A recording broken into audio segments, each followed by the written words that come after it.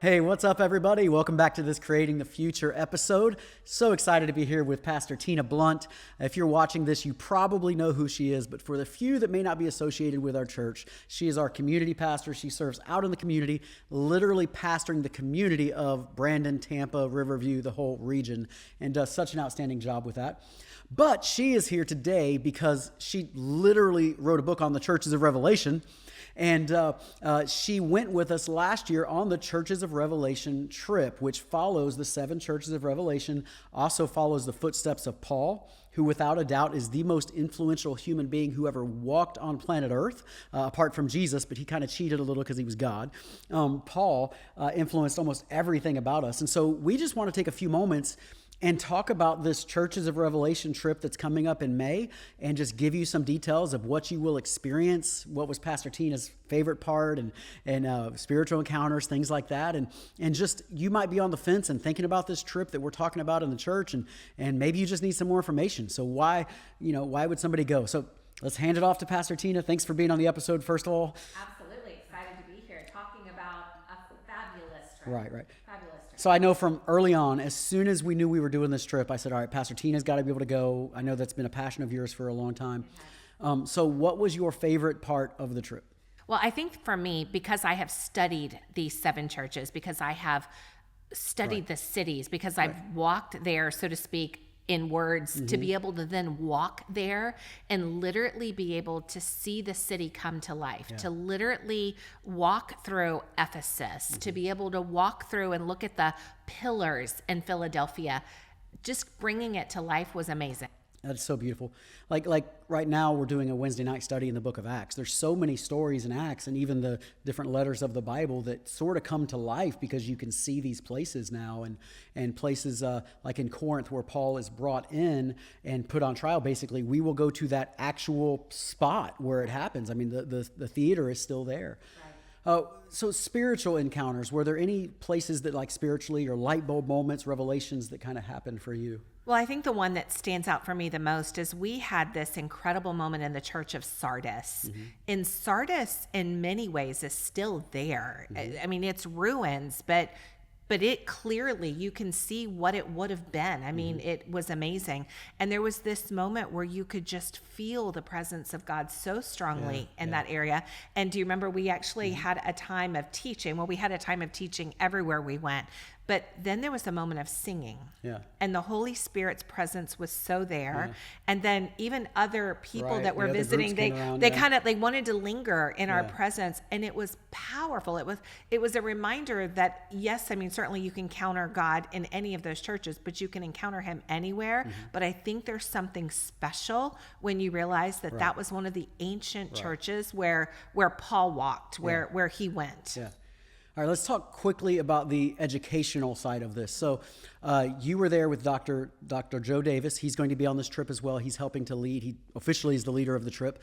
In this case, Dr. Davis and I will be teaching this trip together. So I'll be speaking at basically every site, and Dr. Davis will be speaking at almost every site as well. We'll be kind of co-teaching together. Now, you've had the opportunity to go to Israel, where I was the primary teacher.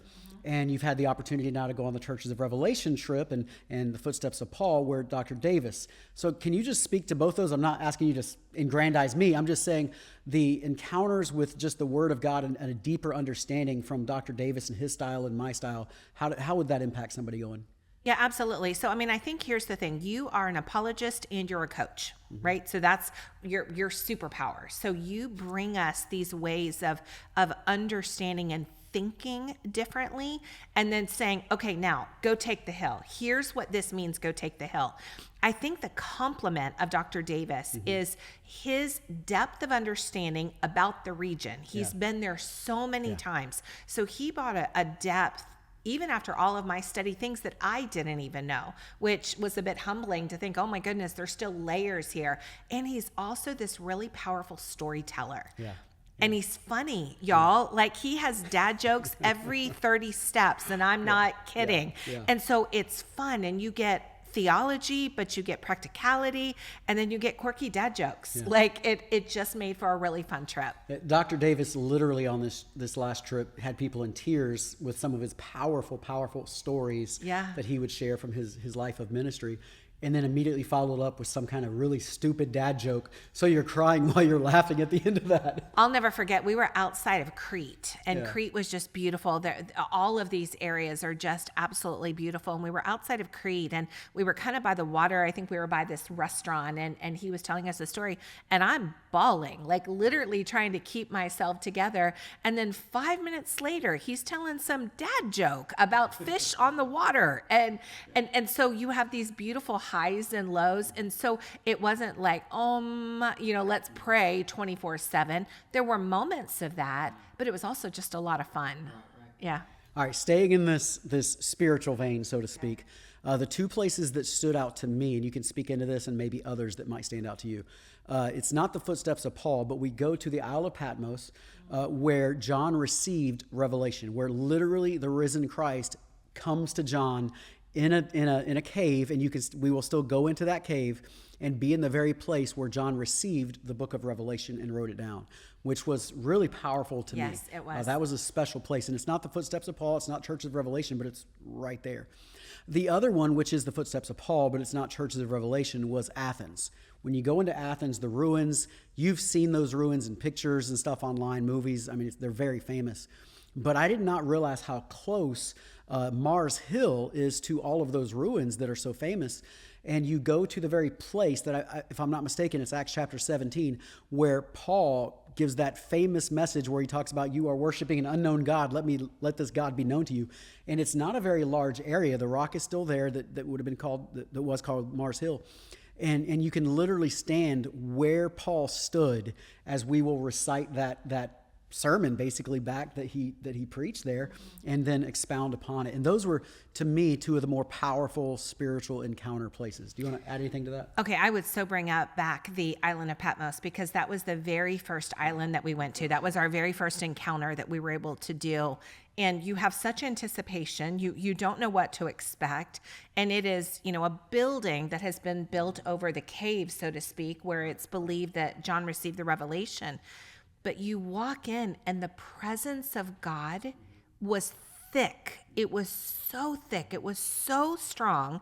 And you think, this is an ordinary man, as ordinary as John could possibly be, right? In an ordinary place, and you have this divine encounter with God. And I know it was even there that I know God spoke to me right there in the cave, that God gave me a word that I feasted on the entire trip. So many of us experienced a divine word. So if you're looking for a word, I can't make you a promise, but there's a good likelihood that if you show up with an open heart, God might speak to you in the cave. I'm just saying. There's a cave on the other side of the world you might need to get to. You might need to get there if you need a word.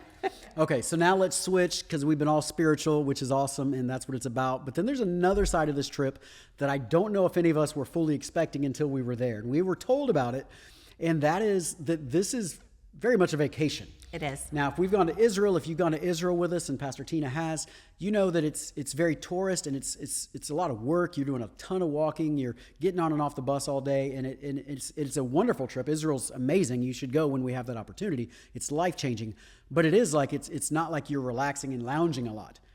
Churches of Revelation, you have a 5-day cruise You do. on this, and if you picture like the cruise, followed by your excursions on the cruise are all these spiritual encounters. And so you have tons of relaxation. They have a sauna, not a sauna, but well, maybe they do. I don't know. What's it called? They had a spa. A spa. That's what Yeah. I'm looking for. They have a spa. They have all these things there that this is a vacation that's there. You can go swimming outside of the cruise in Cleopatra's pool, which is just really cool. I didn't do that, but Pastor Ada did. And we got a picture of her in that.